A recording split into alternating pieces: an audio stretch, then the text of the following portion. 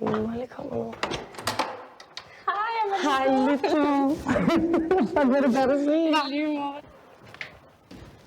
Ej, men det her, det er basically fra den 4. til nu. Det er næsten en hel måned, ikke, hvor jeg bare ikke har været hjemme.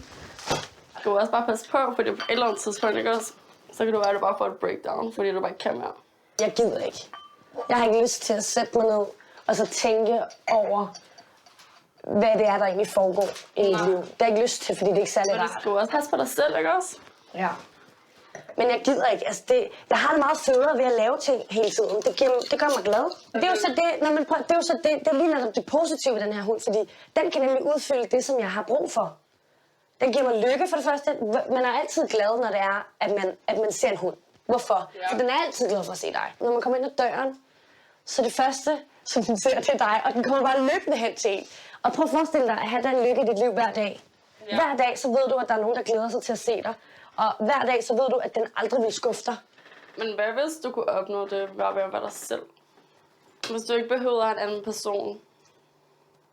Tænk på, at du er et stadie, hvor du ikke er sammen med en kæreste. Hvor du er så lykkelig, at du ikke behøver nogen andre. Og så når du endelig får en kæreste, så udfylder han ikke et tomrum, og han giver dig bare ekstra kærlighed.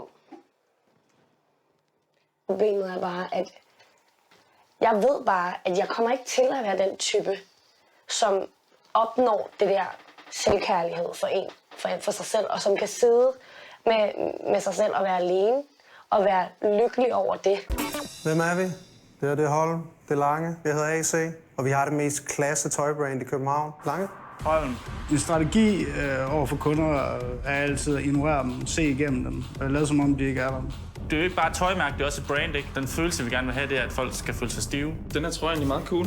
Hvad er den lavet af? Altså det vores brand kan, det kan stretch. Du kan godt sådan noget stof, man laver tøj af og sådan. Vi har det også mest nice med, at det er sådan, der er ikke rigtig nogen, der kender til det. Det er kun os, der kender det. Du skal egentlig bare holde din kæft med, at du har været herinde. Du skal ikke sådan sige til nogen. Har du været i Berlin? Ja, jeg har været. Har du det? Ja. Der er en kaffebar i Berlin, Ja, det hvor der er sådan alt derinde. Det er lavet af europapaller. Der er kun 2 forskellige drinkstande. De smager det samme? Ja, de smager fuldstændig det samme. Bare de forskellige farver. Ja.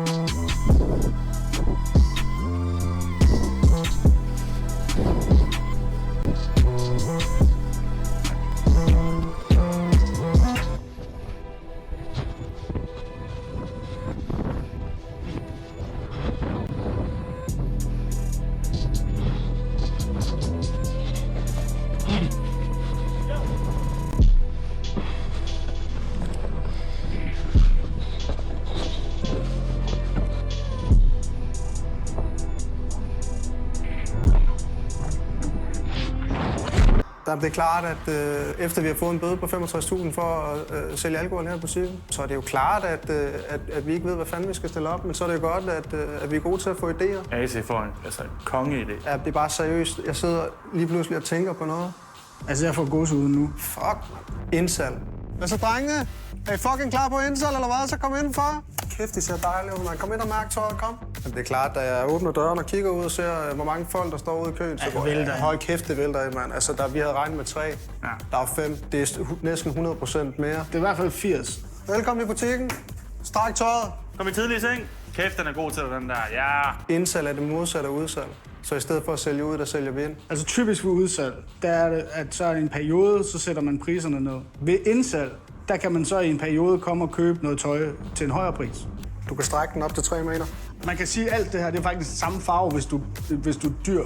Ja, vi kan jo mærke, at på et tidspunkt, der når stemningen helt nye højder. Er det nu? Er det nu? Er det nu? Er det nu? Det er nu. Vi laver sådan en shout-out på Instagram, hvor vi lige fortæller, hvis der kommer kunder, så vil Holm Saft en gajol og have med få håndsprit i øjet, og det er det, man kalder en berlinerchok.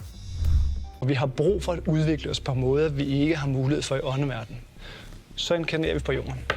Livet på jorden er en skoletid for ånden. Jeg er ikke 100% overbevist, og det bliver jeg først den dag, hvor jeg fysisk får lov til at møde en af mine egne afdøde.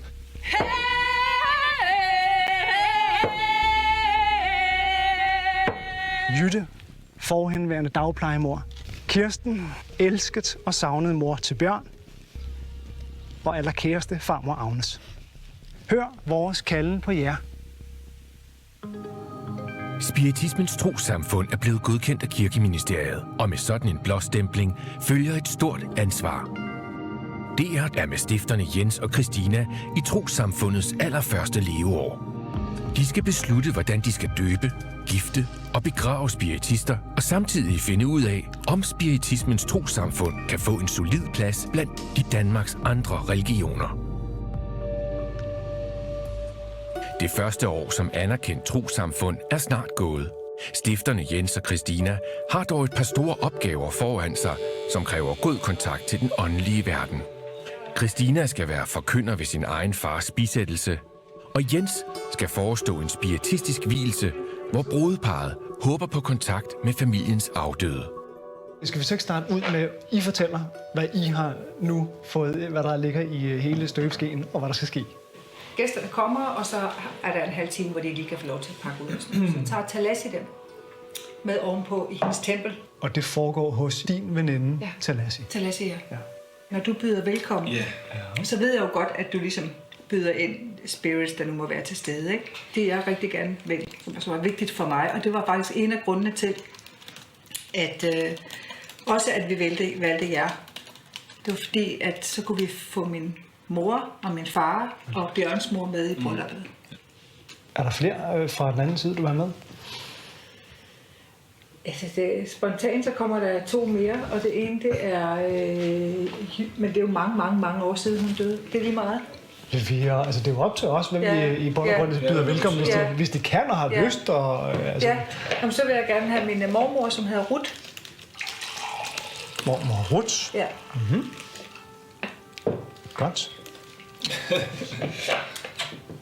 Det er jo det, der er så vidunderligt, ikke? Altså, og så min allerførste dagplejemor, Jytte. Dagplejemor. Jeg skal virkelig... Træk vejret igen. Ja. Bjørn, har du nogen afdøde? Min mor, Kirsten. Mor, Kirsten? Og faktisk, nu du sagde det, så kan jeg tænke på min farmor. Ja. Tak, Holm. Ja, tak, Holm. Vi tæller ned for Drejsvej egen. Holm. Og så går Holm ellers i gang med at bunde den, og det er jo sygt fedt. Alle kigger er fuldstændig opmærksomme på, hvad der sker. Sygt, det der. Holm. Hvad fanden er det nu? Det er håndsprit, Holm. Holm, han har det helvede til, fordi han lige har saftet en gajol, og så har han fået sprit i øjet, så han kan ikke se. Så han er sådan desorienteret og blind, og det er meget sådan berliner. Det er helt sygt Berlin at have det af helvedes det. Vi giver jo alle kunderne en masse gratis tøj og dropper planen om indsæt, fordi stemningen bare bliver totalt fed, da Holm han får det helvedes til. Holm han har det sådan virkelig pisse, ikke? Så får I bare tøjet gratis. Den følelse Holm har, det er den følelse, vi gerne vil give i butikken i vores brand. Tak for i dag, drenge. Tak for i dag. Tak for i dag. Det er klart, at vi satte os for at skåle en masse penge ind, så vi kunne redde butikken og sådan noget, og det var ikke helt sådan, det endte. Men det er også meget Berlin. Altså man kan sige, at fremtiden for os, Holm, Lange og AC og Jump, branded Jump, men også butikken, det ser hamrende god ud.